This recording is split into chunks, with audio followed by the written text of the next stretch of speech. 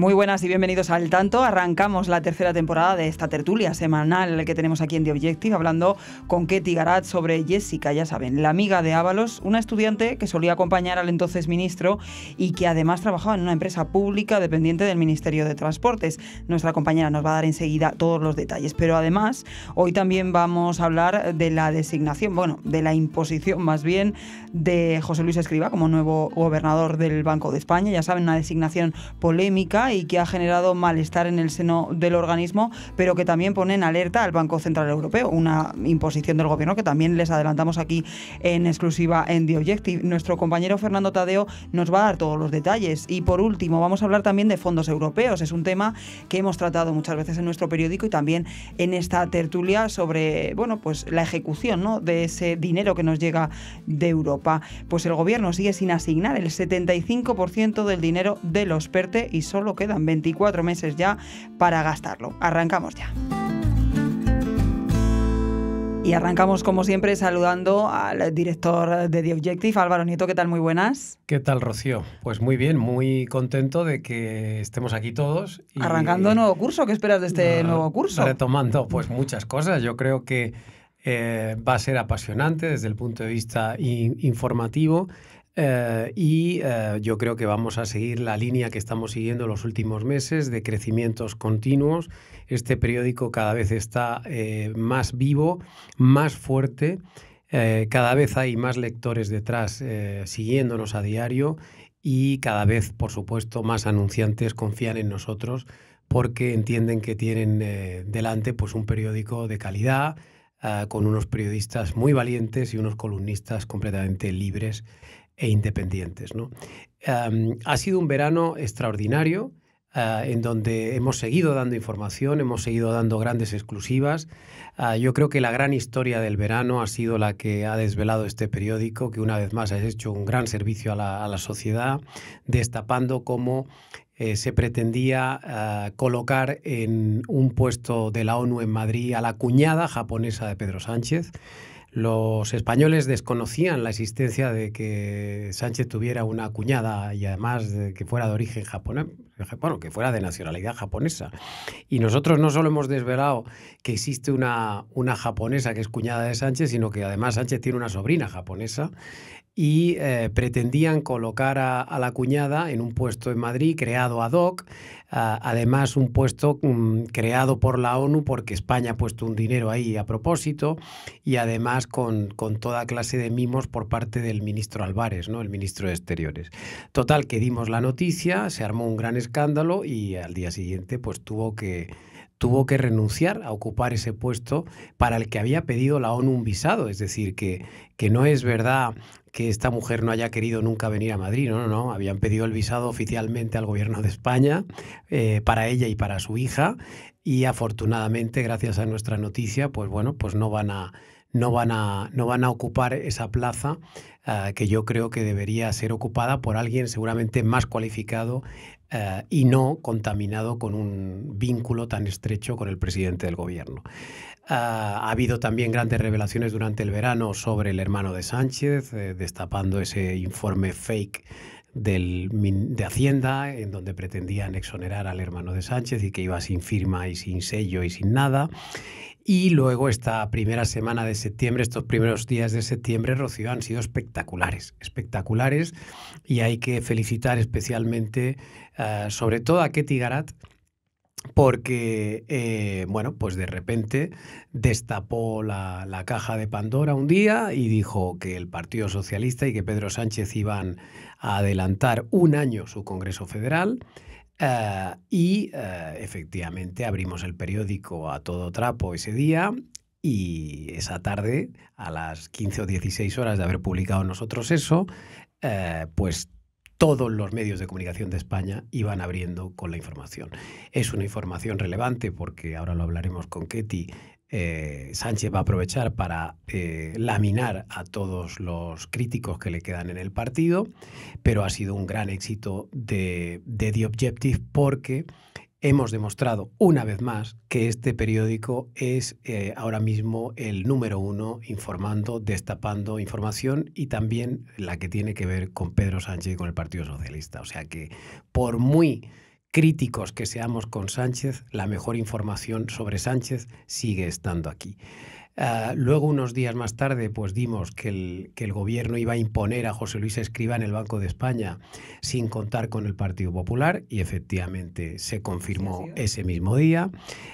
Y ahora estamos estos días últimos hablando de Ábalos una vez más, lamentablemente. A mí me gustaría dejar algún día de hablar de Ábalos, pero es que Ábalos da para muchos seriales y para muchos capítulos. Y en esta ocasión les estamos completando la historia que ya les contamos al principio del verano, de que, bueno, pues se hacía acompañar en sus viajes oficiales por algunas chicas jóvenes que no pertenecían ni al ministerio ni al séquito oficial, y sin embargo, pues que iban en los aviones, que iban a los hoteles donde dormía el ministro, sobre todo en sus viajes internacionales. Y bueno, el gran escándalo que hemos destapado estos últimos días es que, primero, hemos sabido que le enchufaron en una empresa pública, dependiente del Ministerio de Ábalos, por supuesto, y ahí estuvo trabajando. Claro, era una empresa de ingeniería y ella era estudiante de odontología. No o sea, parece que no estaba muy vinculado, ¿no?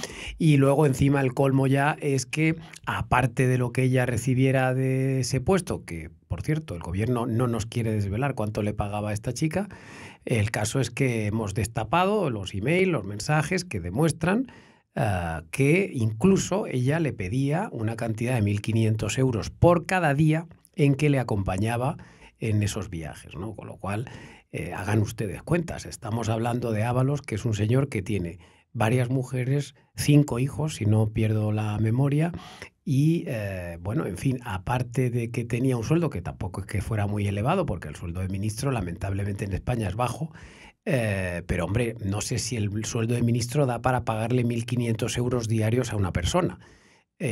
Bueno, pues parece que esta chica los cobraba. No sé de dónde sacaría Ábalos los billetes. Supongo que del sobre de Koldo García, que ya saben ustedes que iba siempre Koldo al lado de ese Ábalos con un fajo de billetes de 500 euros. Pero bueno, me callo ya para que hable Ketty y los demás compañeros, pero sí que creo que una vez más se está demostrando que para estar informado la mejor opción es The Objective. Ahora mismo no hay otro medio más vivo y más apasionante. Pues gracias, Álvaro, que tiene mucha tela que cortar. Vamos a saludarla ya, que la tenemos con nosotros. Ketty Garat, ¿qué tal? Muy buenas. ¿Qué tal? ¿Cómo estáis, compañeros? Aunque Álvaro ya casi lo ha contado todo, ¿eh? Bueno, tampoco tanto. Ahora ya me callo y hablas tú un rato, venga. Y vamos por partes, si quieres comenzamos por donde tú quieras, por Jessica o por la parte del PSOE y ese adelanto del Congreso.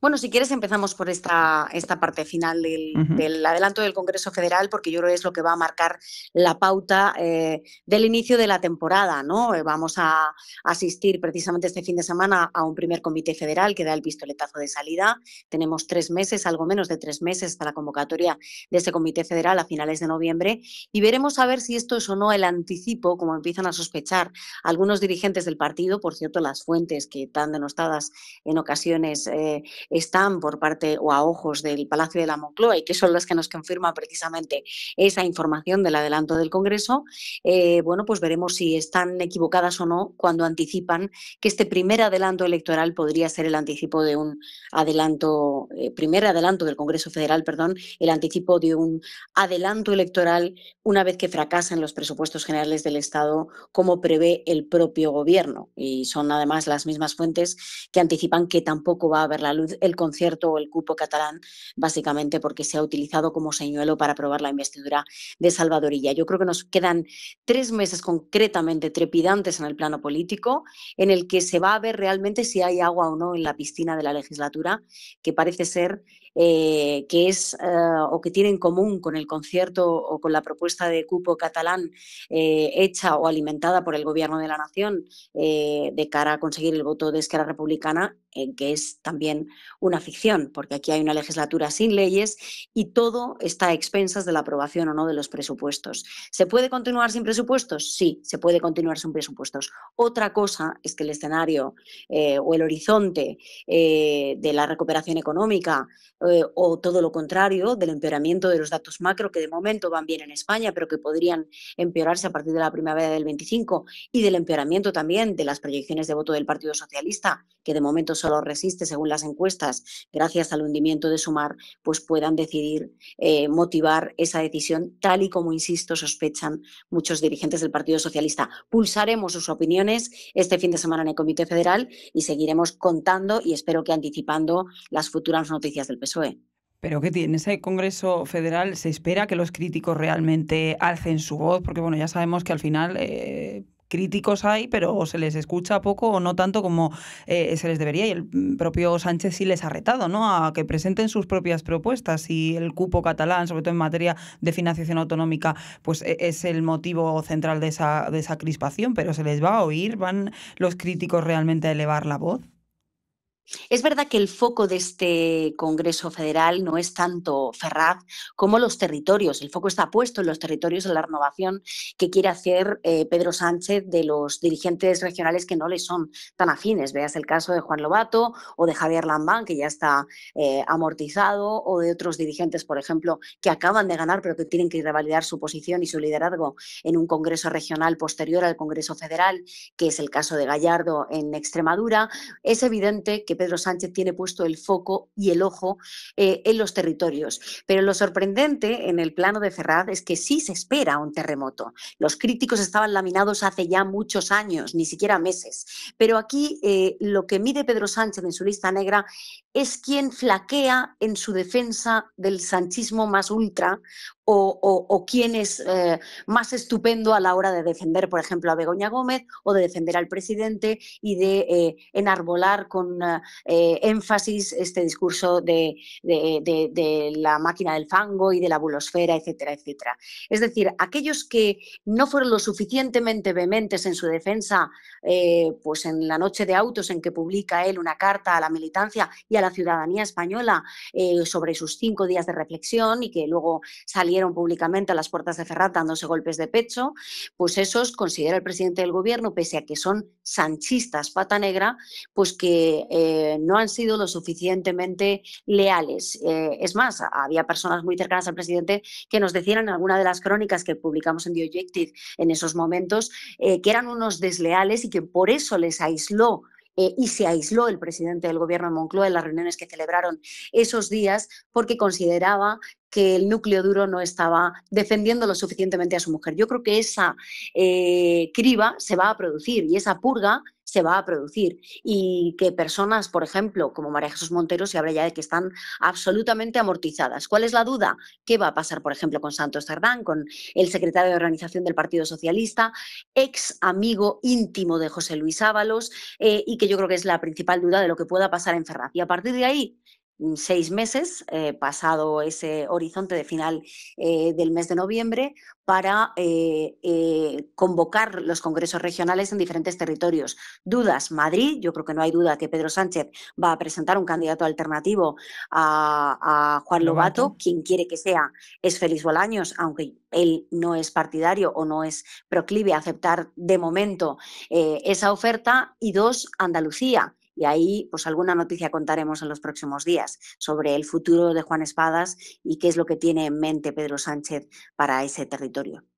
Sin duda eso, pues unos meses en los que va a haber mucho movimiento en el PSOE y luego también, pues mientras está todo ese movimiento pues más del partido en sí, seguimos conociendo, sigues contando y desvelando todas estas informaciones que, como pues decías, afectan a Ábalos, pero es que Cerdán es amigo, era amigo íntimo de Ábalos. Vamos ya, si te parece, Ketty, a contarle un poco a los oyentes que, bueno, la conocen yo creo de sobra porque son lectores diarios de The Objective, pero vamos a empezar a hablar ya de Jessica, de esa amiga, esa persona cercana a Ábalos, de la que empezasteis a hablar a principios de verano. Entonces el ministro lo había incluido en varios viajes, Abu Dhabi, algún viaje más, pero ¿quién es esta mujer, Ketty?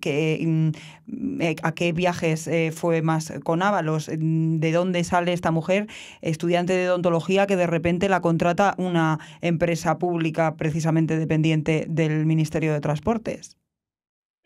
Es divertido, si me permites ser un poco mala, o si me permite Álvaro también ser un poco mala, ¿no? Con la Te lo competencia. permitimos, ¿no? Te lo permitimos. Ver cómo están tan perdidos algunos medios de comunicación que adjuntan las réplicas, ¿no? de las noticias que estamos publicando sobre Jessica con fotografías de mujeres que no se corresponden con esa persona, ¿no? Claro, esto es lo que tiene de ventaja llevar 3 años sabiendo quién es quién era Aldama, quién era Palomo, quién era Koldo, quién era Joseba, quién era Jessica, quién era Andrea. Eso nos permite tener pues cierta autoridad en la materia. Decíamos entonces, cuando se nos atacó vilmente, que la verdad acabaría aflorando, acabaría saliendo a la luz, y como el periodismo está para contar noticias, no para contar milongas, pues ha acabado saliendo a la luz con un trabajo en equipo grandioso, porque muchas de las informaciones que afectan a Jessica no solo las hemos firmado conjuntamente Teresa Gómez y yo, sino también Fran Serrato o Alberto Sierra. ¿Y cuáles las características que definen al personaje? Pues tú lo has dicho, o lo decía Álvaro antes.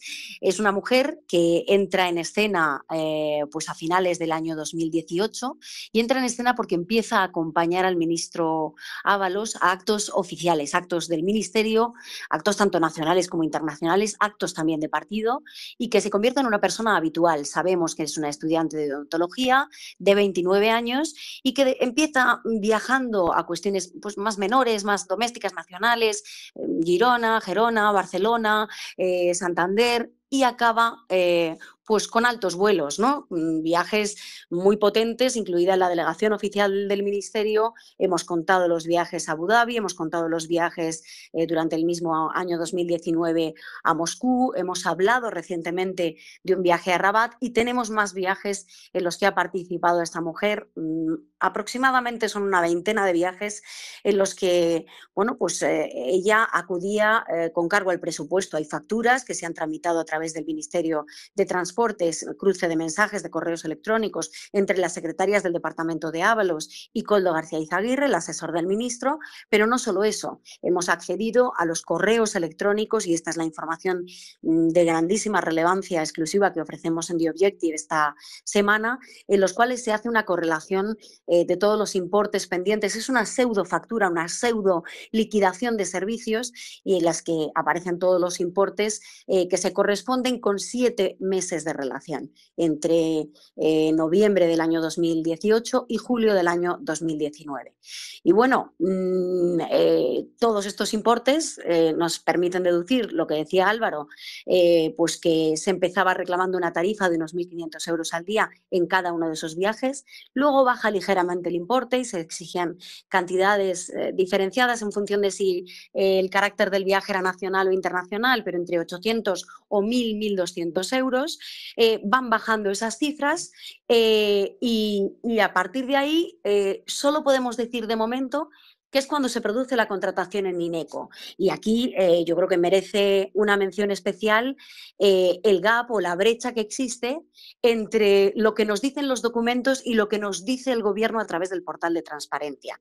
Y sobre todo, quién nos lo dice, porque Teresa Gómez y yo publicamos una información relativa a una dispensa que obtiene Jessica para ir a un viaje a Estrasburgo, una dispensa laboral en su trabajo en INECO. Joseba García Izaguirre, el hermano de Koldo, exigía o pedía que se ausentara en su puesto de trabajo en el mes de marzo de 2019 para acudir a ese viaje a Estrasburgo. Lo que nos confirma el gobierno a través del portal de transparencia son las fechas en las que Jessica era trabajadora de INECO, y de repente caemos en la cuenta de que cuando se le pide esa dispensa faltaban 6 meses para que fuera contratada por esa empresa pública de ingeniería en la que evidentemente Jessica, estudiante de odontología de los primeros años, pues no era precisamente una experta en la materia. Todos estos mimbres son los que nos sirven para configurar la cesta, que desde luego solo podemos decir que desde luego viene cargada. Rocío. Viene cargada, y es que es un perfil, claro, que también llama la atención también, como contáis en vuestras crónicas, esa relación, ¿no?, tan cercana con el propio Koldo, con quien le manda en correos electrónicos los apuntes de lo que ella está estudiando. Claro, esto es lo que nos venían contando desde hacía mucho tiempo. De hecho, hacíamos memoria esta semana, precisamente con todas las informaciones que publicamos hace 3 años, y de Jessica entonces, que no mencionamos sus nombres porque no teníamos acreditado documentalmente como tenemos ahora con ingente cantidad de correos electrónicos y de lo que no son correos electrónicos, facturas, etcétera. Bueno, pues sabíamos de la existencia de esta persona, sabíamos que era una persona no solo habitual en los viajes del ministro y del secretario de organización del Partido Socialista, sino una persona que se convirtió en casi una persona cercana, obviamente, de Koldo García Izaguirre. Como recordabas tú, hay emails que figuran precisamente en la investigación del caso Koldo, en los que él le manda a ella apuntes de la carrera de odontología de diferentes materias, de diferentes asignaturas, con lo cual, y en un tono de chalaneo, porque pone con el título chuletis, ¿no? Como en un tono cercano y de colegueo, como si Mucha se tratara cercanía, precisamente de sí. una persona. Exacto, pero luego sabemos que también ha habido mucha cercanía con el equipo más estrecho de Ábalos, con el equipo del ministerio y el equipo pues, que el partido tenía designado para el secretario de organización del Partido Socialista, y es una persona, de hecho, sí sabemos que ha estado en Ferrat 70 y ha estado en la cuarta planta en las dependencias de José Luis Ábalos en los tiempos en los que él era secretario de organización del Partido Socialista. Y no me sigas preguntando porque hasta aquí puedo leer y más no te puedo contar. Por ahora. Nos deja con la miel en los labios, o sea, siempre que vamos a seguir publicando cosas. Madre mía, madre mía. Solo una cosa, Ketty, pero tiene que ser muy breve, muy breve. ¿Crees que Ábalos va a animarse a tirar de la manta en algún momento y poner en aprietos al gobierno ahora que empieza a tener de verdad problemas serios en la justicia? ¿Ketty? Se nos ha ido. Se Ketty. nos ha ido. Nos ha dejado Bueno, pues con la miel en los labios y la dejamos la pregunta en el pregunta para aire. otro día, no pasa nada. Gracias. Un abrazo, Ketty.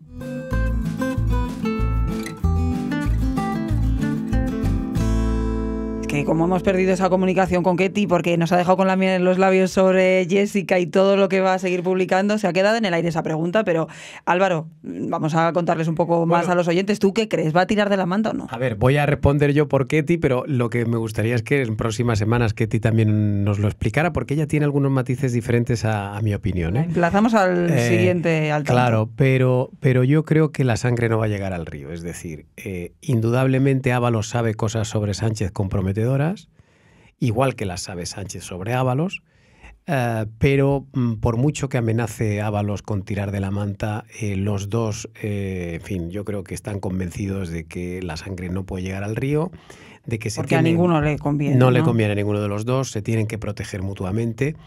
Y lo que está sucediendo, para que los oyentes lo entiendan, es que Ábalos, el gobierno ve que la imputación de Ábalos es inminente, porque es verdad que el caso Koldo está avanzando y hay suficientes, en fin, elementos para imputarle. Pues bueno, el gobierno, ante la tesitura de que le imputen en las próximas semanas, lo que está haciendo el gobierno es trazar una especie de cortafuegos para que el día que le imputen decir, bueno, yo es que ya no tengo nada que ver con Ábalos, esto son cosas de Ábalos. Pero no son cosas de Ábalos. Esto es lo que tiene que quedar claro. El caso Ábalos es también el caso Sánchez, porque, entre otras cosas, cuando él va a ver a Delcy al aeropuerto, va por indicación de Sánchez. Cuando rescatan Plus Ultra, la decisión se toma en Consejo de Ministros. En fin, cuando las mascarillas, es Sánchez el que le da la potestad a Ábalos de poder hacer los contratos sanitarios y se los arrebata a Illa. Es decir, que hay una serie de decisiones. El gobierno es el gobierno. Claro, claro. Lo que pasa es que el gobierno pues tiene que hacer esto. Y yo creo que Ábalos está haciendo una especie de paripé, también intentando buscar la complicidad del gobierno para que cuando lleguen los problemas judiciales, pues la fiscalía se ponga de su lado, no le dejen abandonado. Es decir, yo creo que aquí hay un ten con ten, pero que al final no vamos a ver grandes revelaciones por la parte de Ábalos.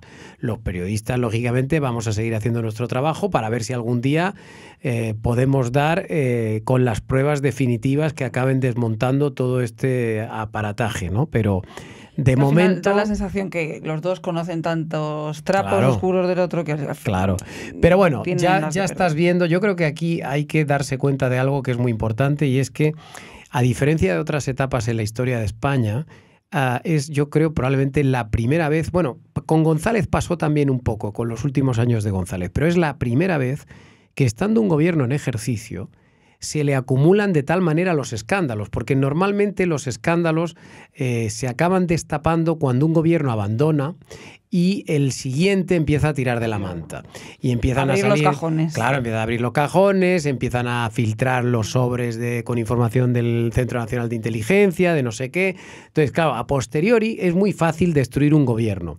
Pero que se estén sacando informaciones, como estamos haciendo nosotros continuamente, que afectan a Sánchez y sus ministros, tiene muchísimo valor y muchísima importancia. Y da buena muestra de que estamos solo ante la puntita del iceberg. O sea, que es que conforme sigamos descendiendo, vamos a ir viendo la profundidad del asunto.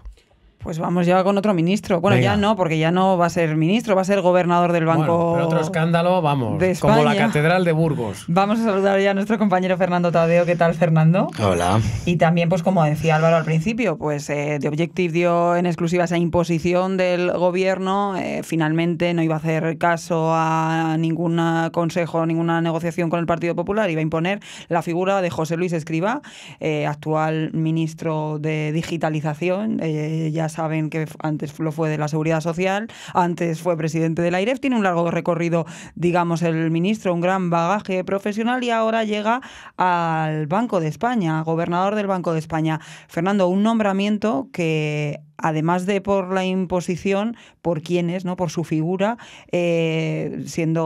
pasando directamente de ser ministro a un cargo como este, está puesto el punto de mira en ese nombramiento también por los tratados europeos, como cuentas tú en tus informaciones, y por el Banco Central Europeo. Sí, eso es lo que realmente está alertando a todo el mundo por cómo se ha hecho todo el proceso y evidentemente porque pasa directamente, ¿no?, de un ministerio y al Banco de España. Y además es que el Banco de España tiene la obligación de hacer informes sobre las políticas económicas del gobierno y algunas de ellas han sido impulsadas por él mismo. Ahora y en la anterior etapa, o sea, es que al final lleva todos estos y la años. principal es la de pensiones, la reforma de las pensiones. Por tanto, es la primera vez, además, que un ministro pasa a ser gobernador del Banco de España, una figura que tiene que ser completamente independiente. No es la primera vez que una persona de un gobierno pasa... Que un alto cargo, ya había precedente. Ya había un precedente, pero no de tanto nivel y de tanto rango.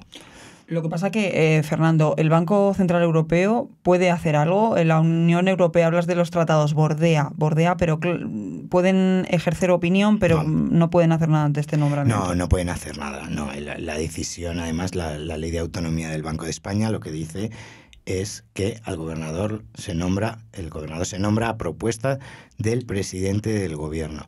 Lo que pasa es que históricamente y de manera tradicional hay una ley no escrita, una norma no escrita, por el cual el partido del gobierno y el partido de la oposición llegaban a un acuerdo para la renovación de la cúpula y poner y nombrar y designar a personas que fueran independientes.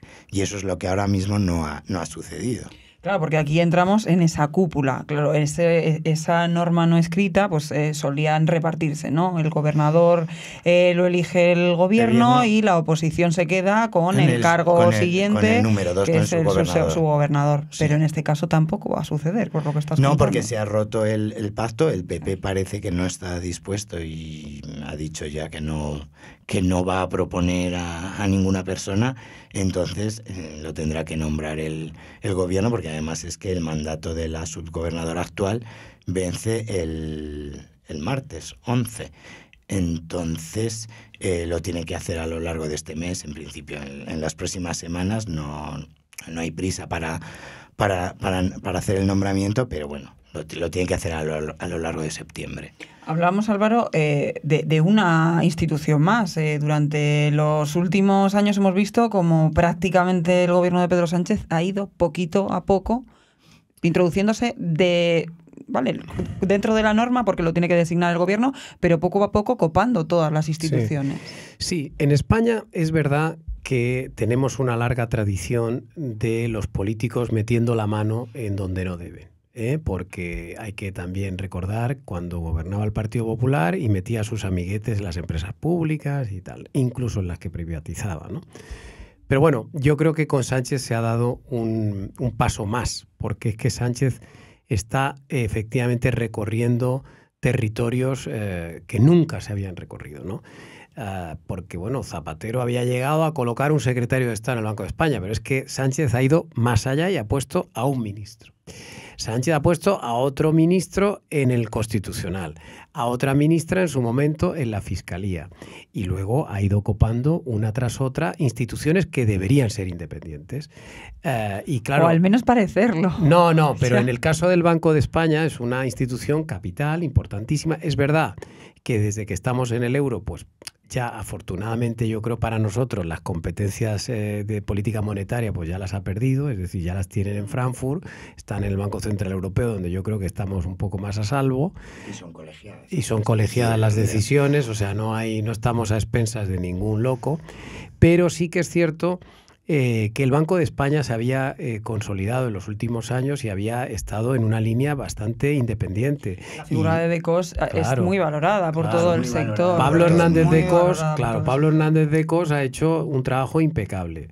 Y los informes del Banco de España, que fundamentalmente ahora lo más importante que hace el Banco de España es pues darnos cada cierto tiempo sus opiniones acerca de cómo va la economía y de lo que se hace en el gobierno de política económica, pues la verdad es que sus informes han sido valiosísimos.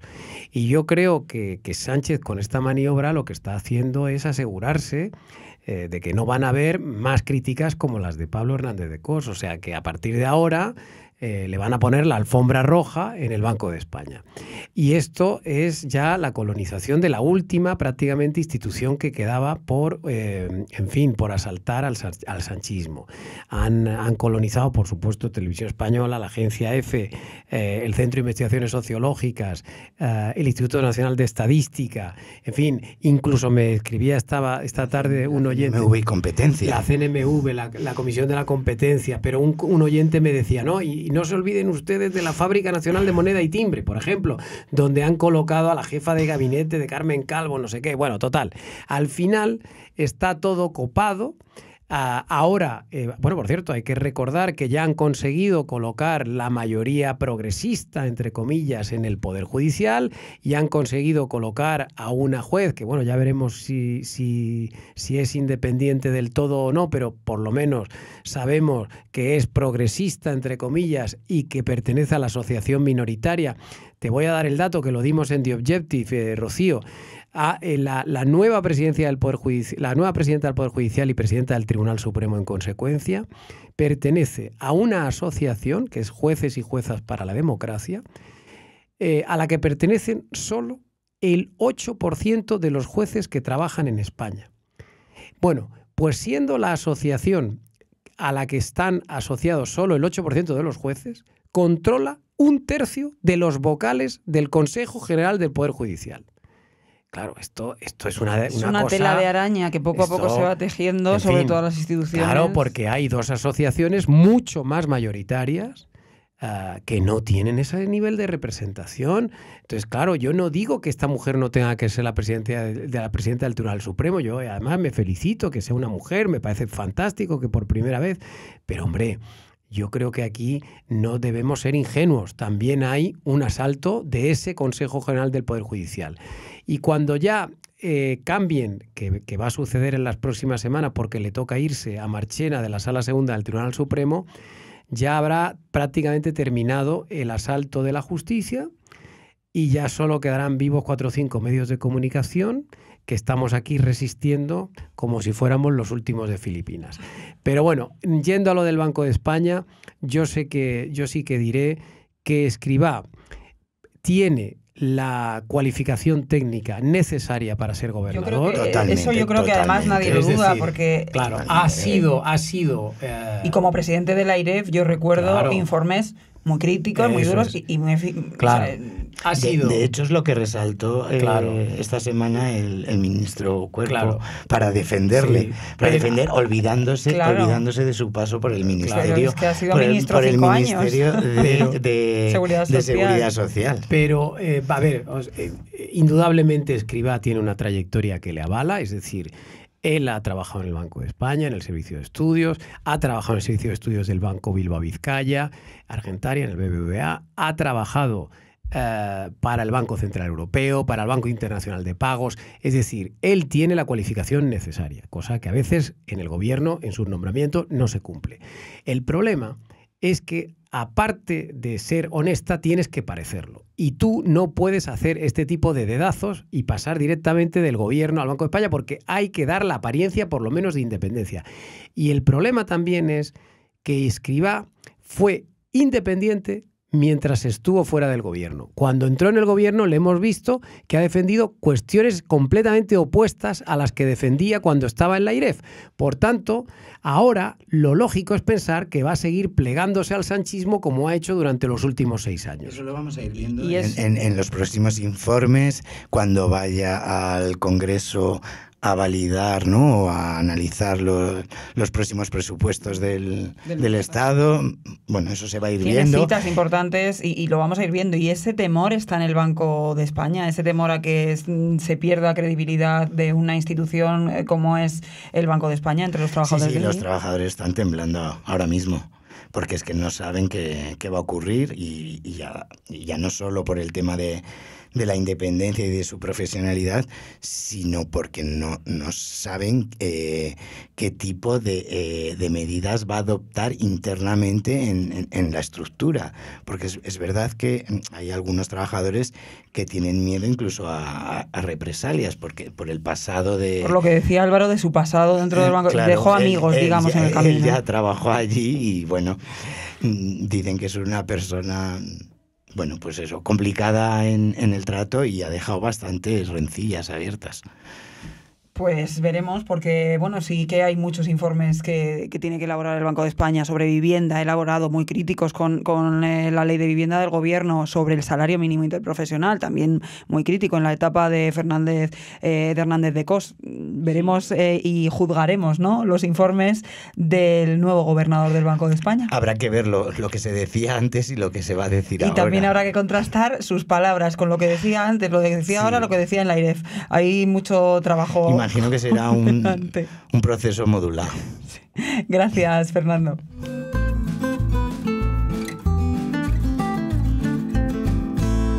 Y bueno, pues vamos a seguir con la parte económica de Al Tanto, de esta primer episodio de la tercera temporada, y saludando ya a nuestro compañero Fernando Cano. Fernando, ¿qué tal? Muy buenas. ¿Qué tal? Buenas, Rocío. Para hablar de un tema, Fernando, que hemos analizado tanto en el periódico como aquí en el podcast muchas veces, es esa ejecución, ese funcionamiento, cómo van los fondos europeos, cómo lo está haciendo España, que no es, digamos, la alumna más aventajada de la clase. Titulas: el gobierno sigue sin asignar el 75% de los PERTE y solo quedan 24 meses para gastarlo. Vamos, suena que vamos regular. Bueno, yo creo que más que regular vamos mal, de hecho, y creo que se agota el tiempo. Yo creo que más duro que el dato que damos en The Objective es el tiempo que queda para gastarse lo que falta, porque no hay vuelta atrás. Por todos he sabido que cuando llegue el 31 de agosto del año 2026, pues ya todo lo que no se gasta de fondos europeos se tendrá que devolver. Y eso ya no va a volver, es decir, es dinero que se pierde. Con lo cual, pues yo la verdad es que estoy bastante preocupado, y no solo yo, sino que con todos los empresarios que hablas, gente que ha intentado o que en sus inicios quiso participar en los PERTE, pues lo ve muy negro y creen que no van a llegar.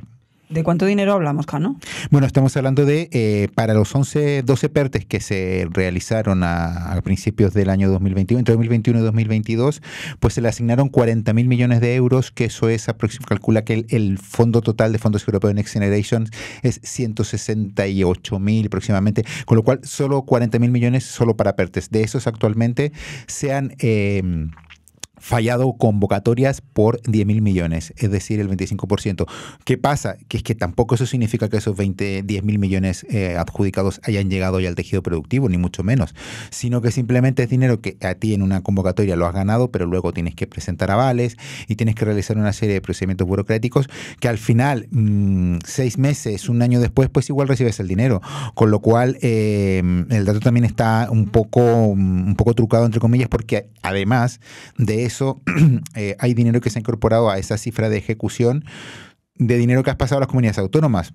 Luego no se sabe si esas comunidades autónomas lo han, a su vez, metido en una convocatoria, con lo cual, pues es un despropósito. Vamos de todas formas, Cano, perdona que puntualicemos un poco, porque a veces hablamos de PERTE, pero el oyente, que seguramente sabe lo que es, pero son los proyectos, Lo explicamos rápidamente. Son proyectos estratégicos que el gobierno designó para áreas específicas, es decir, existe un PERTE para el vehículo eléctrico que en teoría pretende, después de muchísimas convocatorias y de muchos años de inversión, generar la creación de coches eléctricos en España. Ese es uno de los más importantes y además fue uno de los primeros en salir. Luego está el PERTE, el ciclo del agua, que pretende reformar toda la forma en que España trata las aguas y genera sus recursos hídricos para, pues, hacerlos más eficientes y prevenir la sequía. Luego hay, pues, otro PERTE sobre la lengua, la economía de la lengua, que pretende crear una especie de, decirlo en algo muy básico, un Siria español. Y hay grandes proyectos estratégicos que generan áreas específicas de la productividad, lo agrupa todo. Se les destina una cantidad. Se destina una cantidad de dinero y a través de muchos proyectos pues se logra un objetivo común, que en este caso es el coche eléctrico en el que primero que hablamos. La gracia es que comparte inversión público y privada, con lo cual de cada euro que ponga el Estado, pues una empresa tiene que poner otros 2 y así se generan grandes inversiones. Otro gran proyecto es el PERTE de los microchips, que su objetivo final es que existan fábricas de chips en España, pero que, vista la ejecución que llevan muchos de ellos, en el caso del PERTE Chip, lleva apenas un 1,5% de dinero ejecutado, esos grandes objetivos yo los veo lejanos, con lo cual pues habrá que esperar muchísimos años para ver si se cumplen, pero en principio, si no se gasta ese dinero antes de 2026, pues se pierde. Claro, yo aquí también te hago una pregunta directamente, Álvaro, a ver qué opinas tú, porque si no se gasta ese dinero, se pierde, hablamos de mucho dinero, poco tiempo para gastarlo, un gobierno que está en una situación en la que está, también este poco tiempo y esta cantidad de dinero puede facilitar que se gaste de manera incorrecta, que veamos cosas el día de mañana precisamente por esa celeridad y esas prisas que no son las correctas. Sí, bueno, vamos a ver. Yo creo que los datos que ha contado Fernando y los que viene contando durante todos estos años, lo que demuestran fundamentalmente es la nula capacidad de gestión que tiene este gobierno para gastar un dinero que tenemos ahí a nuestra disposición. Todos nos congratulamos mucho cuando la Unión Europea pactó estos fondos que a nosotros nos iban a tocar 140.000 millones, 70.000 primero en ayudas directas y 70.000 en préstamos. Bueno, pues de que llegara este dinero nos alegramos todos. Pero, claro, el gobierno se ha demostrado incapaz de darle uso a este dinero. Y en gran medida yo creo que buena parte es negligencia, y luego también es que ha querido controlarlo, porque hay que recordar que todo esto se organiza en Moncloa, es decir, el gobierno, a diferencia de otros gobiernos europeos... Los países, ¿no?, que ha sido la parte privada. El gobierno decidió desde el minuto 1 tener el control en Moncloa de todo lo que tenía que ver con los fondos europeos. Y claro, eso ha creado un cuello de botella y al final... pues claro, no te da tiempo a darle salida a todos los fondos. Mientras que otros países lo han organizado de una manera mucho más descentralizada, a través de los territorios, algunos países lo han hecho a través de las entidades financieras, involucrando a los bancos, para que las pymes, por ejemplo, presentaran proyectos o las grandes empresas. Es decir, yo creo que aquí el gobierno ha naufragado por completo. Y lo que pasa es que está teniendo la suerte de que la economía más o menos resiste, aparentemente, por varios motivos, ¿no? Primero, o sea, la economía crece fruto de una acumulación de fuerza de trabajo, porque lo que ha hecho es incrementarse muchísimo la población, en gran medida gracias a la inmigración, durante todos estos años. Y claro, al final, la suma de todos los que trabajan en España produce un Producto Interior Bruto mucho más grande. Pero en realidad, en PIB per cápita somos más pobres. La riqueza generada en el conjunto no es una riqueza que nos esté elevando el nivel a todos y cada uno de los que vivimos en España. Y esto está ocultando problemas como este, como que no estamos usando bien los fondos, cuando acuérdate que todo el mundo decía, no, esto va a transformar la economía española, esto va a ser el acabose. Muchísimo dinero. Claro, efecto tractor, eso con toda la... Y luego al final también, por cierto, el gobierno tiene dopada la economía con la deuda. Está endeudándose en unos niveles tremendos, en un momento además en el que gracias al crecimiento económico estamos recaudando impuestos más que nunca. Entonces, el disparate es mayúsculo. Estamos recaudando más que nunca y sin embargo nos endeudamos más que nunca. Por tanto, el gobierno mantiene viva la economía de forma artificial y cuando se acaben los fondos europeos y cuando acabe cambiando el ciclo económico nos vamos a dar un castañazo estratosférico. Lo que pasa es que a lo mejor ese castañazo no se lo come Sánchez, porque claro, como decía ahora Fernando, quedan 24 meses de fondos todavía, o sea que si se ponen las pilas a lo mejor inyectan unos cuantos euros más en el sistema. Y que el uso con prisas puede... Bueno, el problema yo creo que de fondo, además de lo que dice Álvaro, son dos cosas. O sea, lo que dice Álvaro tiene mucho sentido, porque además genera dos problemas. La burocracia y el mal diseño de los proyectos. El tema de la burocracia, pues de cierta manera se podría agilizar si se aprietan un poco bien las tuercas, pero el problema es que los proyectos ya están diseñados, entonces al estar mal diseñados, sin contar con las comunidades autónomas, sin contar con las instituciones financieras y sin contar con el propio tejido empresarial, pues ya de facto eso está mal hecho, con lo cual, en primer lugar, pues no responde a las necesidades que necesitan la producción, se han enfocado quizás en sitios, lugares o áreas de la producción que no son necesarias dinamizar, con lo cual, pues lo que ya está hecho no se puede cambiar. Mal podrá seguir, por mucho que se inyecte más dinero, teniendo ese efecto tractor y ese efecto transformador que se ha prometido. Y luego que no, por supuesto, que nadie se confunda, y respondiendo un poco a tu pregunta, que si se usan mal los fondos vamos a ser los primeros en investigarlo y en denunciarlo, como ya hemos hecho, porque aquí hemos publicado ya escándalos de corrupción relacionados con fondos y proyectos europeos. Por ejemplo, Paloma Cervilla ha contado varios casos en Castilla y León. También hemos contado casos que tienen que ver con Begoña Gómez, con el señor Barrabés, proyectos que tienen algún tipo de financiación europea. Es decir, nosotros vamos a seguir vigilantes porque es indudable que la gestión del dinero europeo no ha sido la más acertada durante este tiempo, aunque, como estamos diciendo, ha sido poco el dinero el empleado, lamentablemente. Sí, porque era ¿podría ser una oportunidad perdida? ¿O creéis que al final el balance va a ser de oportunidad perdida con respecto a todo lo que íbamos a recibir?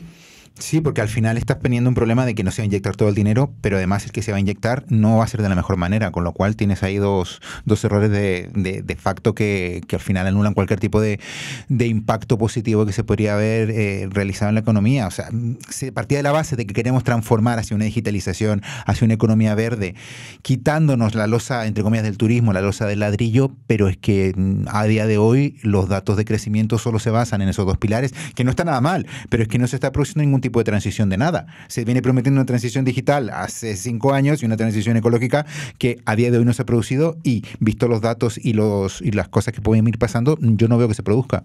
Pues ponemos aquí punto y final, veremos si en esos 2 años se acaba gastando todo el dinero, y si no, pues contaremos evidentemente aquí todo lo que suceda. Gracias, Álvaro. Gracias. Y gracias también, Fernando, y gracias Rocío. también a todos ustedes. Ya saben, pueden encontrarnos en nuestras redes sociales, obviamente en el periódico, en www.theobjective.com, y en todas las plataformas como Google Podcast, Apple Podcast o Spotify. Gracias, un abrazo.